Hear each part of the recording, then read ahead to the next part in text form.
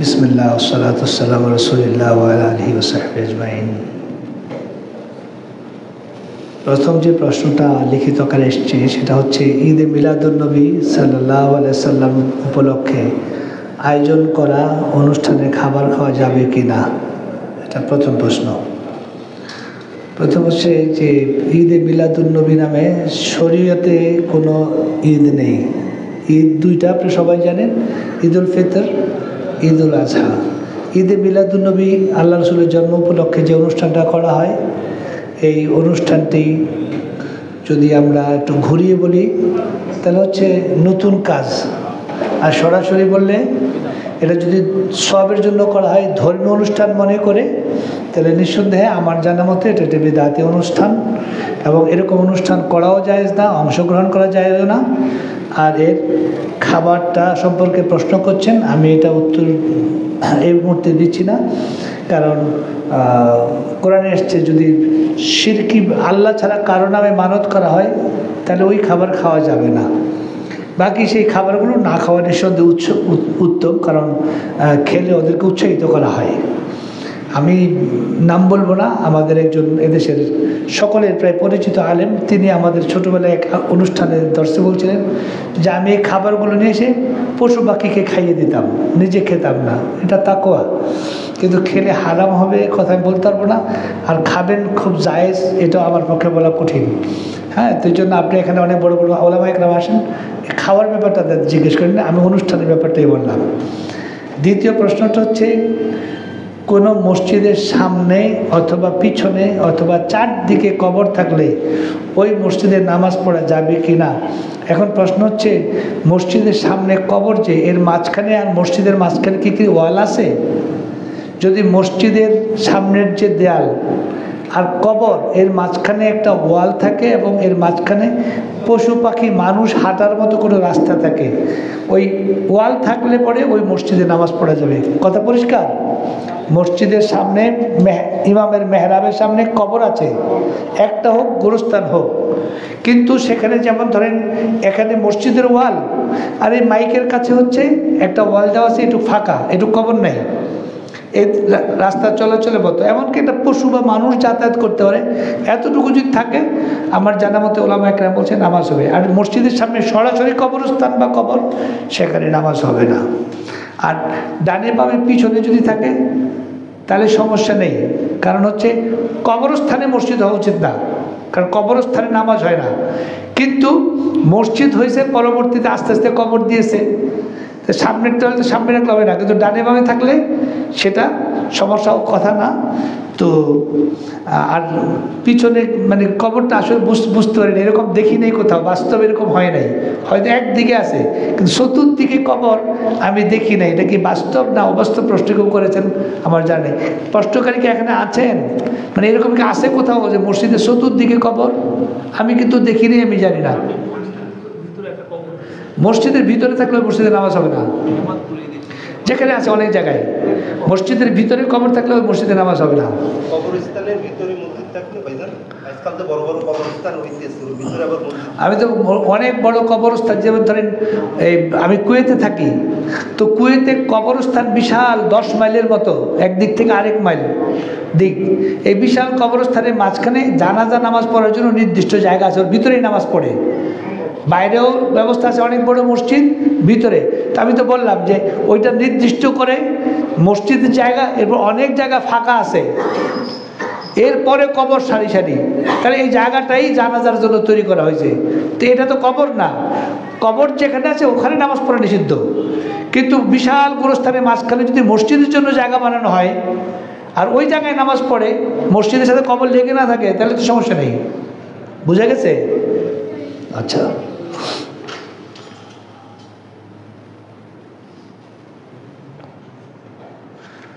এই ছোট ছোট প্রশ্ন এগুলো আমাকে করছেন, এখানে এত বড় বড় আলেমরা আসে। এ বলছেন সন্তানের আকিকা দেওয়ার সঠিক নিয়ম জানাবেন। সঠিক নিয়ম হচ্ছে সন্তান যেদিন হবে সেই দিন থেকে 7 দিনের দিন আকিকা দিবেন। আজকে হয়েছে তো আজকে একদিন, দিনটা কখন থেকে শুরু হয় বুঝতে হবে আপনাকে। দিনটা মাগরিব থেকে শুরু হয়, আরবি দিন মাগরিবের আজান হলো দিন শুরু হলো, তো মাগরিব থেকে নিয়ে পরের দিন মাগরিব পর্যন্ত যদি হয় ওই দিন ধরা হবে।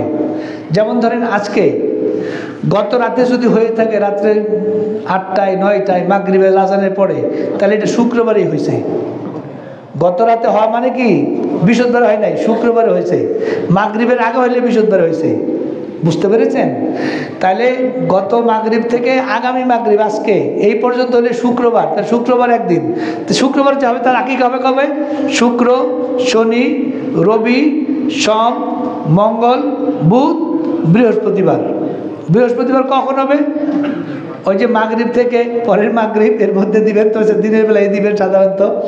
তাহলে এই জন্য 7 দিনের দিন আকিকা দিবেন, নাম রাখবেন, চুল কেটে রূপা পরিমাণ ওজন করে সাদকা দেওয়াটা, এটা একটা সুন্নাহ। আর আমার দেশে হয় না আকিকার কুরবানি, আকিকার গোশতটা হাড্ডির জোড়ায় জোড়ায় কাটাও একটা সুন্নাহ। অনেকে বলছেন মোস্তাহাব, ভালো। আর যদি টুকরা করেন নাজায়েজ হবে না, ঠিক আছে? গোশত বিতরণের নিয়ম কুরবানির গোশতের মতোই, নিজে খাবেন, আত্মীয়স্বজনকে খাওয়াবেন, গরিব মিসকিনকে দেবেন, এটা হলো নিয়ম। এর ব্যতিক্রম করলে সওয়াবের কমতি হতে পারে। আচ্ছা, আরেক ভাই বলছেন, এটা আজীব প্রশ্ন আসছে, আপনাদের সমাজে এরকম প্রশ্ন থাকা তো ঠিক না। এক ভাই বলছেন না, এটা আসছে, আমি হাতে নিয়ে সেটা উত্তর দিয়ে দিব। ওটা কারণ আমাকে বসাইছেন যখন, আমি যতটুকু জানি প্রথমগুলো তো চাইবে। আচ্ছা, আমি এটা দিয়ে দিই অনুমতি নিয়ে। এক ভাই বলছেন, কোনো কারণে একদিন ইমাম সাহেব জহরের নামাজ পড়ানোর জন্য হাজির হতে পারেননি। এই অবস্থায় একজন নামাজি জহরের 4 রাকাত সুন্নত নামাজ আদায় না করে ইমামতির জন্য দাঁড়িয়ে গেলেন। এই অবস্থায় তার পিছনে নামাজ হবে কি? সংক্ষিপ্ত কথা হচ্ছে, কোনো মুসল্লি সুন্নত না পড়ে ইমামতি করতে পারবেন কিনা, জহর হোক অথবা আর কি আছে, কোন নামাজে, ফজর হোক, যে নামাজের আগে সুন্নতের রাতে বা সেটাই উদ্দেশ্য।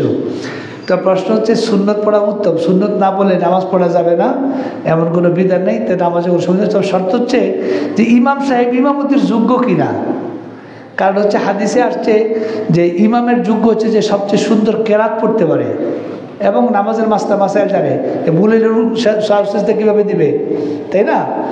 যদি কেরাত অনেকেই জানে, তাহলে দেখতে হবে আলেমকে ভালো, আলেম যদি বেশি বয়স্কার ইত্যাদি। তাহলে যদি ওই ইমামতির যোগ্য থাকে যারা মুসল্লি আছে তাদের মধ্যে, তাহলে সুন্নত না পড়ার কারণে কোনো সমস্যা হবে না। কারণ তারপরে বলছেন যে কারণ এই বিষয়ে নামাজের মধ্যে মতভেদ দেখা দিয়েছে, তাই হাদিসের আলোকে ব্যাখ্যা দিবেন। তা আমি যেটুকু জানি বললাম যে কেউ সুন্নত পড়ছে, কেউ পড়ে নাই। তো যে এর মধ্যে যে ইমামর যোগ্য, ওদের মধ্যে এলেম আছে ভালো, দিনদারি ভালো, সেই ইমামতি করবে। তিনি সুন্নত পড়ছেন অথবা পড়েন নাই, সেটা কোনো ব্যাপার না, এটা না। এই প্রশ্নটাতে শুরুতে একটু ভুল আছে আমার মনে হয়। উনি এখানে লিখছেন, রুকুতে যাওয়ার সময় আগে হাত নাকি আগে হাঁটু রাখবে? কথাটা প্রশ্ন ঠিক হয়েছে? সেজদা হবে, ঠিক না? সেজদায় যাওয়ার সময় আগে হাত না হাঁটু রাখবেন? এই তার বলছে সালাতের মধ্যে 2টি আমল আছে, কোনটি সর্বাধিক বিশুদ্ধ? এটা দুটাই একতলাফ আছে বড় ওলামাদের মধ্যে, এই দুটাই জায়েজ আছে। কোনটা বেশি উত্তম এটা নিয়ে একতলাফ। এই ব্যাপারে আমি নিশ্চিত করে বলতে পারবো না। কারণ শেখ বিন বাজ বলছেন হাঁটু আগে রাখতে, কেউ বলছেন হাত আগে রাখতে। তো এই জন্য অনেক বড় বড় আলেমেরা ব্যাখ্যা করেছেন, এর উত্তর দিয়েছেন যে হাদিসগুলো নিয়ে মত পার্থক্য হয়েছে। তো এই জন্য এটা নিয়ে মত পার্থক্য করার দরকার নেই। আপনি যেটা আপনার জন্য সহজ হয় সেটা আপনি দেন, তাতে কোনো সমস্যা হবে না। আর যদি কোনটা নিশ্চিত কেউ বলতে পারে, আমার জানা নাই, কেউ বলতে পারবে? কারণ যোগশ্রেষ্ঠ আলেমদের মধ্যে এ ব্যাপারে একতলাফ আছে। তো যদি কেউ জানে, তাহলে আপনি ওইরকম আলেমদের কাছ থেকে জেনে আপনি ওটা আমল করেন। আর নইলে যেহেতু একতলাফ আছে, কখনো হাত আগে দেন, কখনো হাঁটু আগে দেন, তাহলে দুটাই আমল হবে। ধন্যবাদ। আচ্ছা, আরেকটা বলছেন, ননদ ভাবির সঙ্গে কি গুনাহ হবে? তো ননদ ভাবির সাথে সম্পর্কটা খুব মধুর অনেক সময় হয় না। দেবর ভাবির সাথে সম্পর্ক হয় ভালো, তাই না? শ্বশুরের সাথে বউর সম্পর্ক ভালো থাকে, শাশুড়ির সাথে থাকে না। এটা আমাদের সমাজের অবস্থা। তো এই জন্য ননদ ভাবির সাথে সম্পর্কটা খারাপ কেন, এটা আগে বুঝতে হবে। যদি দিনই কোনো বিষয় হয় তাহলে অবশ্যই এটা খারাপ। যেমন দুজনের থেকে একজন বলছে যে আপনি পর্দা করেন, আপনি নামাজ পড়েন, হ্যাঁ, ইত্যাদি কারণে যদি সম্পর্ক খারাপ হয়, তাহলে তো যার মধ্যে ত্রুটি আছে সেটা ঠিক করা উচিত। আর যদি দুনিয়াবী বিষয় হয়, এটা ইসলাহ জাতুল বাইন ভালো। কারণ একটা হাদিস আছে, আল্লাহ রাসূল সাল্লাল্লাহু আলাইহি ওয়াসাল্লাম বলছেন যে এই মানুষের মধ্যে ছিন্নতা আসতে, সম্পর্ক খারাপ হলে এটা একত্রিত করে মিলাই দেওয়া নামাজ রোজার চেয়ে উত্তম। তো কাজেই যদি সম্পর্ক খারাপ থাকে তাহলে আমি আশা করবো এখানে যদি তারা থাকেন তাহলে তারা ভালো করার চেষ্টা করে। কারণ কারোর সাথে খারাপ সম্পর্ক না, মুসলমান ভাই ভাই, আপন ভাই হোক, সমস্ত মুসলমান কি ভাই ভাই। ঝগড়া থাকলে 3 দিনের বেশি কথা বলা বন্ধ থাকা যায় না।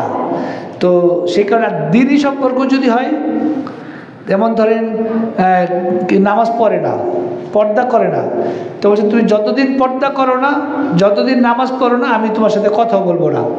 এবং না বলে সমস্যা নেই। কি জন্য? কারণ সে নাম বেনামাজি, প্রেশার দিচ্ছে, আমার জানা মতে সমস্যা নেই। কারণ সাহাবায়ে কেরাম দিনের ব্যাপারে অনেক সময় কারোর সাথে এরকম হলে যতদিন সে সংশোধন না হয়েছে ততদিন পর্যন্ত তার সাথে কিছুটা এরকম সম্পর্কর ক্ষেত্রে মানে করেছেন বিভিন্ন ক্ষেত্রে। তো এই জন্য দুনিয়াবি ক্ষেত্রে হয় তাহলে সম্পর্ক কারোর সাথেই মানে দেওয়ার ননদ ভাবি হোক অন্য হোক খারাপ করা ঠিক না। হাদা আল্লাহ আলম। এটা আমি জানি, যেটা বললাম ভুল হলে আল্লাহ মাফ করুন। আচ্ছা, আরেকজন একজন বলছেন আমার ছেলেকে ইংলিশ মিডিয়ামে ইসলামিক স্কুল ও কি পড়াইতে চাই এবং আল্লাহ চাইলে ডাক্তারি লাইনে পড়াইতে চাই। মাশাআল্লাহ, খুব ভালো। তাই এ বিষয়ে কিছু বলবেন, এতে কি কোনো অসুবিধা হবে? আমার প্রথম কি প্রায়োরিটি ইসলাম। খুবই সুন্দর, আপনার ছেলেকে ইংলিশ মিডিয়ামে ইসলামিক স্কুল পড়াইতে চান। এরকম আজকাল কিছু কিছু স্কুল আছে ইসলামিক এবং ইংলিশ মিডিয়ামে পড়ায়, আপনি ওখানে পড়াবেন ভালো। এবং আপনি চান ডাক্তার হতে, ডাক্তার, ইঞ্জিনিয়ার, শিক্ষক, কোনোটাই খারাপ না। তবে আমার মতে মানে ছেলেকে খুব প্রেশার দেওয়া ঠিক হবে না, ওকে উৎসাহিত করেন, পরে তার কাছে যেটা ভালো সেটা সে করুক। কারণ মানুষজন মনোযোগ দিয়ে করে, ভালো কিছু করাটা ভালো। কারণ একজন ডাক্তার হয়েও ভালো না করতে পারে, আর একজন শিক্ষক হয়ে অনেক ভালো করতে পারে, তাই না? তো এই জন্য আপনার আশা রাখা ভালো। কিন্তু যদি প্রেশার দিয়ে সে ডাক্তারি পড়বে না, সে ইঞ্জিনিয়ার হবে, সে ব্যারিস্টার হবে, হালাল পদ্ধতি থাকতে সমস্যা নাই। তবে কথা হচ্ছে আপনি তার জন্য দোয়া করেন, তার জন্য চেষ্টা করেন। আমরা দোয়া করি আল্লাহ আপনার মনে আশা পূর্ণ করুন। জি, এটা কি অক্টোপাস খাওয়া? অক্টোপাস কি মাছ? যদি মাছ হয় তাহলে জায়েজ। আমি এই জন্য বলছি, আমি চিনি অক্টোপাস, অনেকগুলো এরকম সুরের মতো থাকে। তো কারণ আল্লাহ রসুল বলছেন যে আল্লাহ রসুলকে সমুদ্রের পানি পান করা যাবে কিনা সাহাবা এখানে জিজ্ঞেস করছিলেন। তখন আল্লাহ রসুল বলছেন আল হিল্লু আর তুহুরু মাহু আল হিল্লু মাইতাতুহু, সমুদ্রের পানিটা পাক, তার মানে ওযু গোসল চলবে, আর তার মুর্দাটাও খাওয়া হালাল। তার মানে জিন্দা যদি পাওয়া যায় সমুদ্রের মধ্যে কিছু, তাহলে তো জায়েজই। ওই সমুদ্রে মরাও কিছু ভাইসে ওঠে, মাছ টাছ, তাহলে কি খাওয়া জায়েজ। তো সমুদ্রে জিন্দা হোক আর মৃত যদি হয়, এটা মাছ হয় তাহলে সমস্যা নেই। আর যদি কুমির হয় বা হিংস্র কিছু হয় সেই ব্যাপারে একতলাফ আছে। আচ্ছা, আমি কথা বলছি লাইভে, আমার জানা মতে বলছি, যদি আপনাদের অথবা কারোর মধ্যে কোনো থাকে, সমস্যা থাকে, আমাকে জানালে আমি খুশি হব। কারণ আল্লাহ বলছেন ফাওকা কুল্লি যি ইলমিন আলিম, প্রত্যেক আলেমের চেয়ে বড় আলেম আছেন, আর আল্লাহ হচ্ছে সবচেয়ে বড় আলেম, তাই না? এই জন্য দেখবেন পূর্ববর্তী ইমামদের তাদেরকে বিভিন্ন রকম ফতোয়া আছে একই বিষয়ে, 3টা 4টা, আগে একটা বলছেন, পরে যখন আবার জানছেন না এটা ঠিক হয় নাই, তিনি আরেকটা ফতোয়া দিয়েছেন। তা আমি আমার জানা থেকে বলছি, কারো আমার চেয়ে বেশি জানা থাকতে পারে অবশ্যই। তো তারা যদি কেউ জানেন তাহলে আমাকে বলবেন। জাযাকুমুল্লাহ খাইর। আচ্ছা, যদি দান করি মসজিদে দান করব নাকি ফকির মিসকিনদের দান করব, কোনটা উত্তম? দ্বিতীয় প্রশ্ন হচ্ছে অহংকার এসে পড়ে, সেই ক্ষেত্রে কি করব? তৃতীয় হচ্ছে নিজের নফস ঠিক রাখার জন্য কি করব? সুন্দর প্রশ্ন, সবগুলো ভালো প্রশ্ন। এই প্রশ্নগুলো আমাকে খুব ভালো লেগেছে। প্রথম প্রশ্ন হচ্ছে মসজিদে দান করব না ফকির মিসকিনকে দান করব?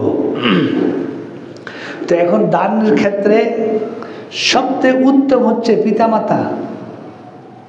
কোরআনে আল্লাহ বলছেন যে তোমাকে জিজ্ঞেস করবে যে কাকে দান করবে, তুমি বলে দাও ওয়ালিল ওয়ালিদাইনে ওয়াল আকরাবিন। আগে পিতামাতার কথা সবার আগে বলছেন, তার বলছেন নিকটবর্তী কেউ যদি প্রয়োজন থাকে, তারপরে বলছেন ফকির মিসকিন। তাহলে পিতামাতাকে দান করার চেয়ে উত্তম আর দানের কোনো খাত নাই। সবার আগে আল্লাহ পিতামাতার কথা বলছে। ইভেন আপনি মনে করতে পারেন যে পিতামাতা ফকির না, অনেক সম্পদ, তারপরে তাকে দেন। আপনি পিতামাতাকে দিলে পিতামাতা খুশি হবে, দোয়া পাবেন, তার হাত খরচ দেন, তাকে দান করার জন্য দেন, বলেন দিলাম, আপনার যা ইচ্ছে তা করেন, হালাল পথে করেন, তাই না? তো পিতামাতার পরে নিকট আত্মীয় স্বজন, এরা যদি গরিব হয় তো অবশ্যই হকদার, তারপরে হচ্ছে প্রতিবেশী, তারপরে সাধারণ ফকির মিসকিন।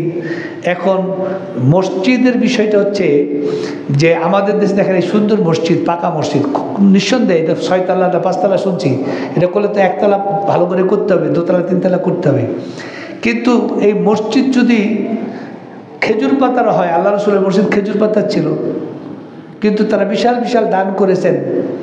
তো এই জন্য মসজিদে দান করা উত্তম না ফকিরের মিসকিন? যদি মসজিদ নামাজ পড়ার ব্যবস্থাই নাই, আর ফকিরের চলার ব্যবস্থা আছে, আমি না দিলে আরেকজনে দিবে, আর নামাজ পড়ার ব্যবস্থা নাই, এমন যদি হয় তাহলে মসজিদটা উত্তম হবে আমার বিবেচনায়। আর যদি মসজিদ সুন্দর আছে, মসজিদের টয়লেট ঠিক করতে হবে, কোথাও একটু রং করতে হবে, এদিকে একজন মানুষ আজকে বাড়িতে খাবার নাই, আজকে তার চিকিৎসার ব্যবস্থা নাই, আজকে তার পড়াশোনার ব্যবস্থা নাই, তাহলে ওই মিসকিনটাকে দেওয়াটাই উত্তম হবে। এই যে জানতে চাইছেন কোনটা উত্তম হবে, এই জন্য ব্যাখ্যা করে বললাম। দ্বিতীয় হচ্ছেন অহংকার চলে আসে, সেক্ষেত্রে কি করবো? আল্লাহু আকবার। আমাদেরকে মানুষ, আমরা অনেককে বলি লোকটা মনে অহংকারী, আমাদেরকে হয়তো কেউ বলে লোকটা হয়তো অহংকারী, কথা বুঝতে হচ্ছেন? এখন কাউকে অহংকারী এমনি নিশ্চিত না হয়ে বলা উচিত না, কারণ কারো মুড দেখে আপনার মনে হইতে পারে অহংকারী, আসলে সে অহংকার নাই, খারাপ ধারণা করতে নাই মানুষের প্রতি। কিন্তু সত্যি যদি অহংকার থাকে, এটা তো অত্যন্ত জঘন্য অপরাধ। কারণ আল্লাহ রসুল বলছেন যার অন্তরে মিসকাল ও জাররাতিন মিন ঈমান আছে, ঈমানের দানা পরিমাণ, সে জাহান্নামে যাবে না। আর জাররা পরিমাণে যার অহংকার আছে, সে জান্নাতে যাবে না। তো এটা খুবই মারাত্মক অপরাধ, কারণ হাদিসে অহংকার আল্লাহর বসন, এটা নিয়ে কেউ যদি টান দেয় তা আল্লাহ তাকে লাঞ্ছিত করেন, শাস্তি দিবেন। এই জন্য অহংকার থাকলে আল্লাহর কাছে আপনি ক্ষমা চাইবেন, অহংকার ত্যাগ করবেন। আসতে পারে, যেমন ধরেন আপনি খুব শক্তিশালী, আপনি জ্ঞানী, আপনি ধনী, আপনার অনেকের কারণে অহংকার, এটা ভুল। মানুষের অহংকার করার কিচ্ছু নেই। কারণ কি? মানুষ কিসের অহংকার করে? শক্তির, অর্থের, প্রাচুর্যের, ক্ষমতার, বিভিন্ন। এগুলো কি? আল্লাহর দেওয়া নিয়ামত, নাকি আপনি আকাশ থেকে পেয়েছেন? তো আল্লাহর দেওয়া নিয়ামত আল্লাহ আপনাকে দিয়েছে, অন্যকে দেয় নাই। তো আল্লাহর নিয়ামতের শুকরিয়া করবেন, আল্লাহর কৃতজ্ঞতা করবেন। আল্লাহ বলছেন আল্লাহর নিয়ামতের শুকরিয়া করলে আল্লাহর নিয়ামত আরো বাড়িয়ে দিবেন। আর যদি অকৃতজ্ঞ হন তাহলে আল্লাহর শাস্তি অনেক কঠিন। তো এই জন্য কারো পক্ষে, কোনো মানুষের জন্য অহংকার কোনো অবস্থাতেই বৈধ নয়। কারণ সামান্য মিসকাল যাররাতিন, যদি অণুক পরমাণুর সমান অহংকার অন্তরে থাকে, তাইলে পরে এটা থেকে তওবা করতে হবে, এটা থাকলে জাহান্নামে যেতে হবে। বুঝা গেল? তো অহংকার যদি কারো আসে, তওবা করবেন। শেষ প্রশ্ন হচ্ছে নিজের নফসকে ঠিক রাখার জন্য কি করব? নিজের নফসকে ঠিক রাখা, নিজের নফস নিজেকে বোঝায়, আত্মাকে বোঝায়। আত্মার জন্য হচ্ছে আপনার ঈমানকে বৃদ্ধি করার চেষ্টা করবেন, নেক আমল করবেন, দৈনন্দিন নামাজ ঠিকমতো পড়বেন, নফল ইবাদত করবেন, জিকির আজকার করবেন, তেলাওয়াত করবেন, আর গুনাহ থেকে বেঁচে থাকবেন। ইনশাআল্লাহ এগুলো যত নেকি করবেন তত নফস ভালো থাকবে। জি, কি বলছি? সঠিকভাবে নামাজ, নফল নামাজ, সুযোগ পেলে নফল রোজাও করবেন, দান খয়রাত করবেন, এবং বেশি বেশি জিকির করবেন। জিকিরের মধ্যে হচ্ছে জিকির, নামাজ ও জিকির, কোরআন তেলাওয়াত উত্তম জিকির, আর তাসবিহ তাহলিল যত বেশি পারেন এগুলো করলে আপনি শয়তান থেকে হেফাজত পাবেন। বিশেষ করে লা ইলাহা ইল্লাল্লাহু ওয়াহদাহু লা শারীকা লাহু লাহুল মুলকু ওয়াল হামদু ওয়া লা কুল্লি শাইইন কাদির সকাল সন্ধ্যায় 10 বার করে পড়বেন। 100 বার করে পড়লে বা এর বেশি বললে বেশি ভালো ফল পাবেন। তাই শয়তান থেকে আল্লাহ হেফাজত রাখবে। শেষ না? আর প্রশ্ন আছে? আকুলু কাউলি হাযা আস্তাগফিরুল্লাহ লি ওয়া লাকুম ওয়া লিসাইরিল মুসলিমিন। আমাকে